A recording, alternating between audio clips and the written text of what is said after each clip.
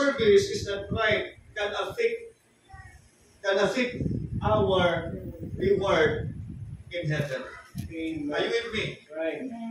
That's why we need to be aware that God wants our worship a biblical worship. Amen. Now, tignan natin. Number 1, you see, in verse chapter 4 ng John, verse 20, the woman of Samaritan said unto the Lord, our fathers worshipped in this mountain. And it said that in Jerusalem, during that time, wala pa kasi, hindi pa naayos yung temple Jerusalem Kaya pag ang mga Jew, sila pinanagumpay ng Panginoon, sila gumagawa ng isang altar at naghahain sila, doon sila nag-worship sa Panginoon. Amen? Nakuha niyo po ba? Now, ano sabi that in Jerusalem is the place where men ought to worship. The word ought, must to worship. Amen? Must. That is a command na dapat gawin. A must to do something. Kaya a must to, ought to worship. Now, tingnan natin the place. Okay? The right place of worship. There is a command for worship. What is the command of God about worship? Iba po pagsamba sa pagsimba. Kung inyo po ibigyan pansin ang salita, pagsamba at pagsimba. Okay? Alin po ba, makapagsamba tayo ng tama kung nandun ang command ng Panginoon. Kasi, sabi ng magulang, simba tayo. Okay. Siyempre, sa pagsimba, hanapin mo simbahan. Tama? Right? Alam po ba natin, mga kapatid, our body is a temple of God. Amen? Our body is a temple of God. Now, ano sabi ng Panginoon?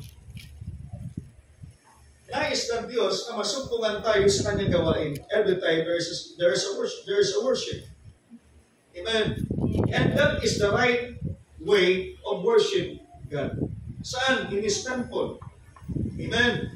And the 700 verse 12 verse 1, I beseech you therefore, brethren, by the mercies of God, that you present your bodies. Kaya huwag tayo pumunta sa may sambahan ng Panginoon at hindi tayo kaya-aya.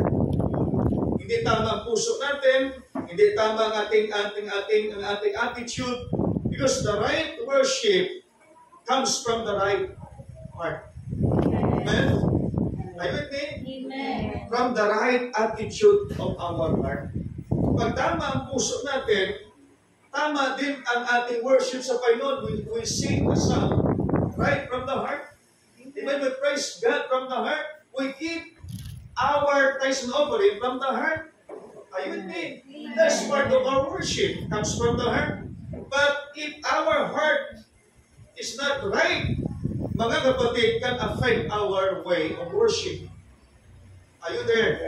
Kaya sabi ng Panginoon dito, no?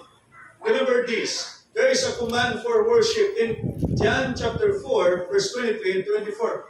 God is spirit, and they that worship Him must worship Him in spirit and in truth. Kaya tandaan natin, ang tao po sa tatlong katawan, kaluluwa at espiritu. Para kaaya-aya ang worship natin, you need to prepare our body. Hello? Kaya pagdating ng linggo, dapat handa ang puso natin, handa ang isipan natin, handa ang sarili natin, mag-worship sa Panginoon. Ay, with me? Kaya dapat ang isip mo, ang puso mo, ang iyong sarili ay alam mo nandito sa gawain ng Panginoon at wala kang iniisip anuman but He alone. Amen. Sino? Ang Panginoon? Pag nasa work ka, ang iniisip mo trabaho. Pag nasa school ka, ang isip mo about sa pag-aaral. Pag nasa gawain ka, ang isip mo dapat ay ang Diyos at ang kanyang salita. Amen. At ang kanyang ministeryo. Huwag nating hayaan makiktuhan niya ng anumang bagay. Why? Konti lang ang oras natin sa Panginoon. Hello? Amen. Are you there? Pero konting oras na yun sa Panginoon na binibigay mo is very important unto Him.